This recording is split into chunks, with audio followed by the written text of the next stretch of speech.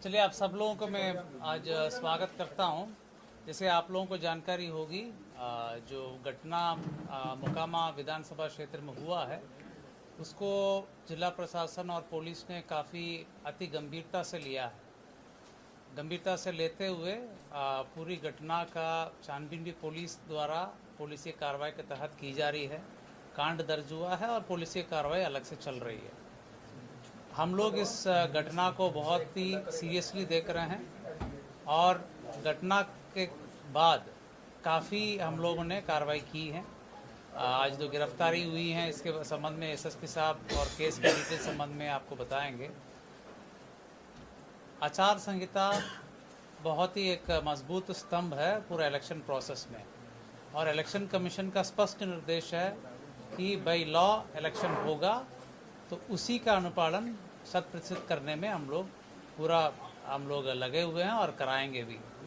कोई भी असामाजिक तत्व किसी भी प्रकार की प्रयास करेगा कानून तोड़ने का, आचार संहिता तोड़ने का, या किसी भी प्रकार की इन्फ्लुएंस करने का कोशिश करेगा तो उनके विरुद्ध कठोरतम कार्रवाई की जाएगी।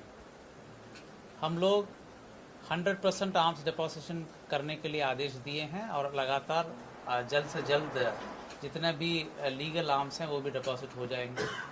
चेकिंग पॉइंट्स हर विधानसभा में 50 के ऊपर पॉइंट्स बनाने के लिए निर्देश दिया गया है, जिसमें सीएपीएफ के माध्यम से भी चेकिंग कराई जाएगी।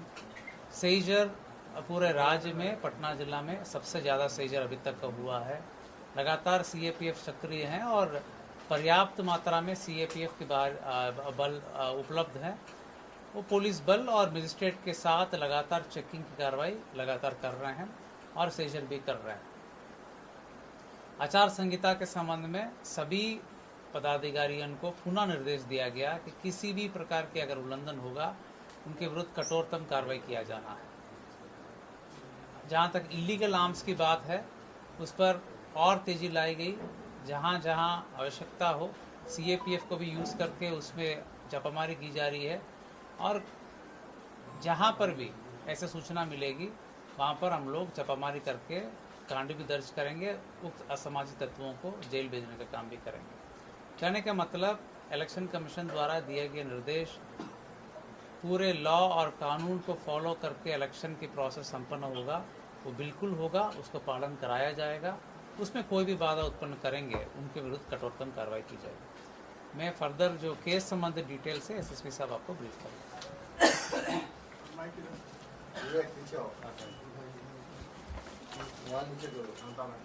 आप लोग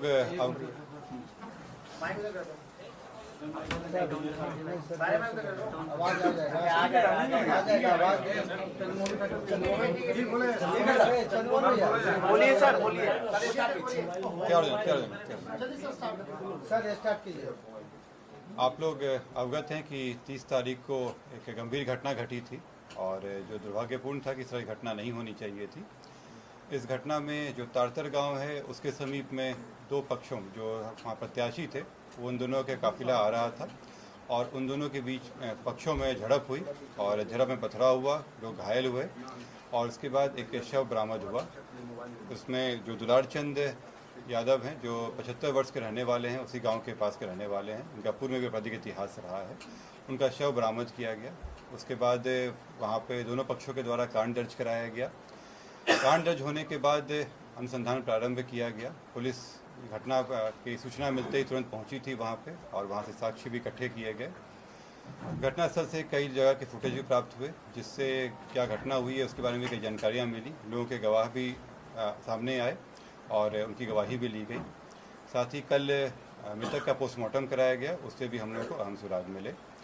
जो अभी तक के अनुसंधान में आया उसमें उससे प्रतीत हुआ कि ये जो घटना हुई है ये आदर्श संहिता का उल्लंघन भी हुआ है। इसमें ये एक गंभीर मामला भी था।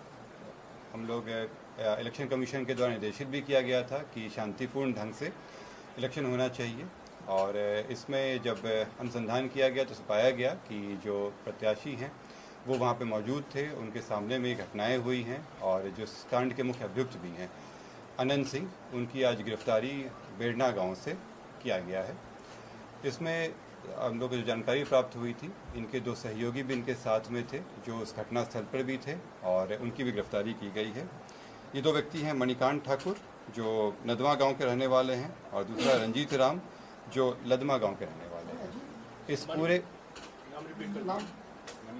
इस पूरे मामले में 3 लोगों की गिरफ्तारी हुई है जो